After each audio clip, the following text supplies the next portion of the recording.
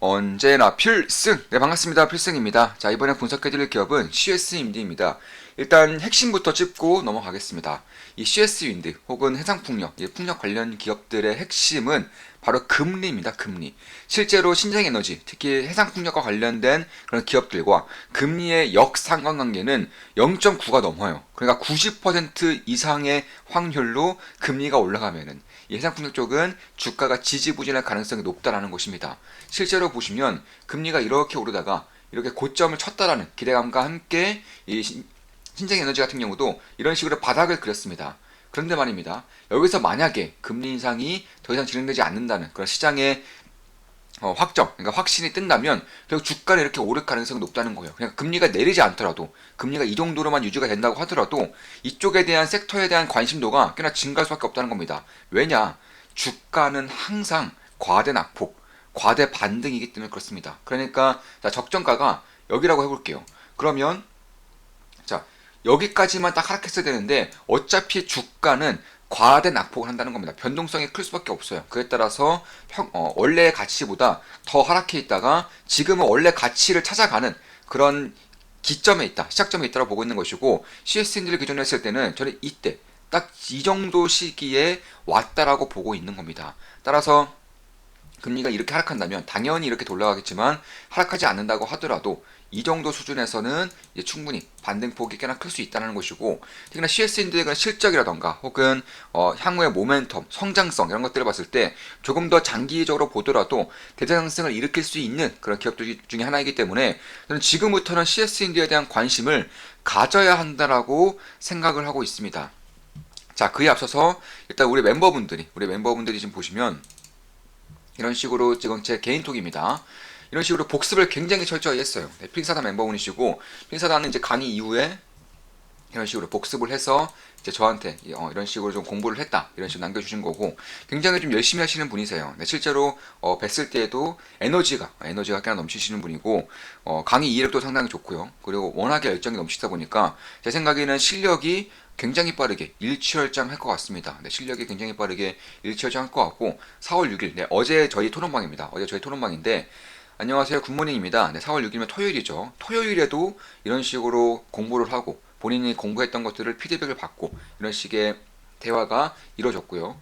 자, 요즘 실적 장세에 대해 공부하다가 실적 장세의 특징을 한번 정리해봤는데 시간 나실 때 한번 제가 놓치고 있는 부분들이 있는 경우 말씀해 주시면 감사하겠습니다. 그런 좋은 주문을 보내세요. 이렇게 했고 본인이 이제 정리한 것들 여기서는 이제 제가 이제 강의를 통해서 알려드린 것들도 어느 정도 녹아져 있더라고요. 그런 것들을 보면서 제대로 숙제 나가고 있구나 이런 것들을 저는 느낄 수 있었습니다. 자, 그 이후에 이제 기사 같은 것들도 이렇게 올려주셨고요. 위에 실적 장세가 딱 지금의 조선업을 이야기하는 것 같습니다. 이런 식으로 본인의 코멘트까지 남겨주신 거고, 이런 식으로 이제 다른 분이 이제 기사도 올려주시고, 이런 식의 좀 대화가 있었었고요.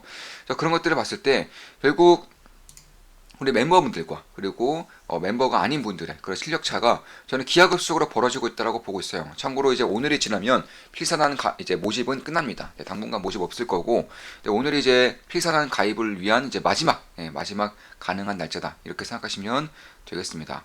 보시면 이런 식으로 토론방에 올라온 글인데 오늘도 필승 종목 훨훨 날아가네요. 네, 이렇게 남겨주셨고요. 계좌가 매일 불안하네요. 점점점. 네, 이렇게 남겨주셨습니다. 네, 이런 것들 뭐 굉장히 좋죠. 기분이 좋습니다. 이런 것들 볼 때마다 기분이 좋고, 네, 좀 감사드린다는 말씀, 이 자리를 들어서 좀 말씀드리면서 CS인드에 대한 분석을 이제 본격적으로 시작하겠습니다. 첫 번째로는 금리가 여기서 더 오르지 않는다면 결국에는 신재생 에너지에 대한 관심도가 다시금 커질 수밖에 없는 것이고요.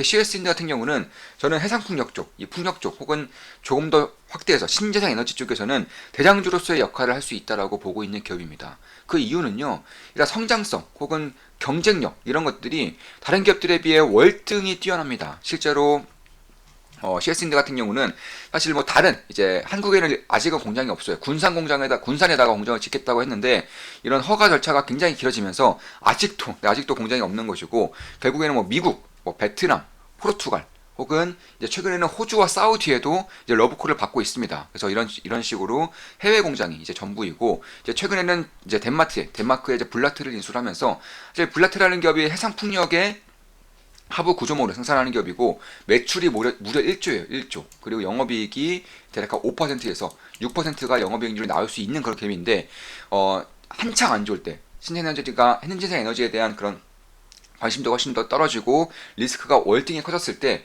약 250억에 인수했어요. 네, 250억에 지분 100%를 인수했습니다.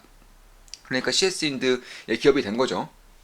1조이고 매년 500억 이상의 이제 영업이익을 낼 수 있는 기업을 250억 정도, 269억인가 정확히 말씀드려서 269억 정도에 매수했다는 것은 이거 엄청난 성공적인 가치 투자라고 할 수 있는 것이고, 사실 CS인드에 인수된 이후 이 블라트가 제품 판가를 2배를 인상시켰습니다. 그러니까 그 전까지는 만 원에 팔던 거를 CS인드가 가져오면서 2만 원으로 올려버린 거예요. 왜?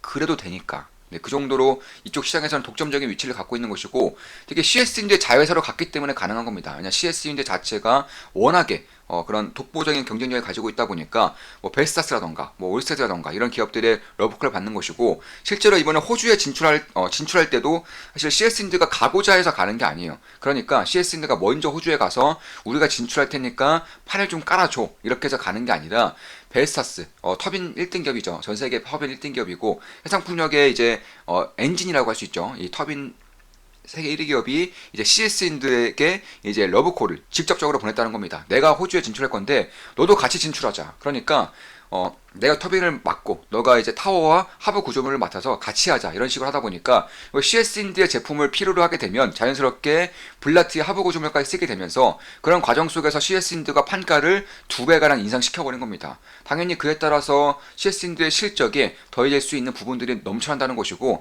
아직 컨센서스엔 그런 것들이 반영되지 않았어요. 왜냐하면 블라트가 그 전까지 이익을 못 냈던 기업이기 때문에 그런 것들을 고스란히 가져가고 있다는 것입니다. 제가 봤을 때는 올해 이제 당기순이익이 1200억, 영업이익이 2000억 정도 예상되고 있는데, 저는 당기순이익 또한 1500억 이상, 영업이익도 2200억 이상 나올 것으로 예상되고 있습니다. 그러니까 최소 10% 이상의 어닝 서프라이즈가 나올 것으로 보고 있는 것이고, 시가총액은 2조 4천억 정도 돼요. 그러니까 독보적인 성장률을 보이고 있는 기업, 매년 30% 이상의 성장률을 2035년까지 10년 이상 가져갈 수 있는 기업의 PR이 이제는 거의 P5R로 기준으로 했을 때도 10 정도로 내려왔고요. PR도 20 이하로 내려왔기 때문에 그런 것들을 봤을 때에도 저는 지금의 주가가 고평가라고 보이지 않는다는 겁니다. 그러니까 이 해외 변수로 인해서 금리가 더 이상 상승하지 않을 때, 금리가 더 이상 인상되지 않는다면 결국에는 신재생 에너지에 대한 관심도가 다시금 증가할 수밖에 없다는 부분, 그 중에서도 대장주 역할을 할 수 있다는 부분, 그 중에서도 가장 괄목할 만한 성장세를 보일 수 있다는 부분, 그런 것들을 봤을 때 저는 꽤나 주목할 만한 기업이 탄생을 하고 있다, 이렇게 보고 있는 것입니다. 특히 이제 사우디 같은 경우도 굉장히 인프라 투자에 열을 올리고 있죠. 이거는 누구나 알고 있는 사실이지만 사우디의 인프라 투자는 제2의 중동의 봄을 이제 연상시킬 정도로 어마어마한 인프라 투자, 1000조 원 이상의 인프라 투자가 진행되고 있는 것이고, 그 과정에서 해상풍력에 대한 혹은 육상풍력에 대한 관심도가 상당히 많다는 것입니다. 이에 따라서 사우디아라비아가 적극적으로 현지 기업들과 협업을 통해서 CS인드를 유치를 하고 있는 것이고, 왜 이렇게까지 사우디아라비아, 그러니까 석유의 왕이라고 불리는 사우디아라비아가 신재생 에너지 쪽에 열을 올리고 있냐?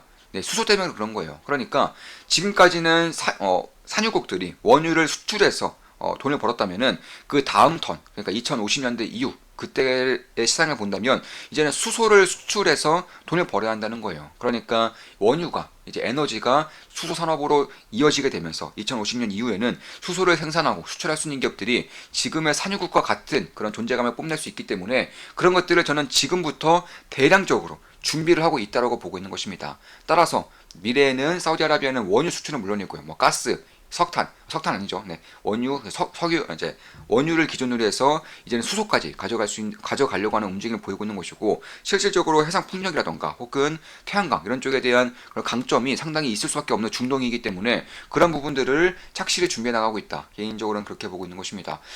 따라서 그런 것들을 봤을 때 결국에는 CS인드가 압도적인 경쟁력을 통해서 이미 여러 나라들 혹은 벨스타스와 같은 그런 GE와 같은 그런 터빈 기업들로부터 러브콜을 받고 있는 것이고, CS인드를 대체할 만한 기업이 중국 외에는 없어요. 근데 중국 기업들은 그들만의 리그이기 때문에 그 외의 전 세계 시장을 본다면 CS인드가 가져갈 수 있는 성장의 룸이 매우 크다는 것입니다. 특히 최근에 좀 어떤 현상이 발생되고 있느냐, 화석연료 에너지를 짓지를 않아요. 그러니까 화석연료 에너지 인프라가 더 이상 증설되지 않습니다.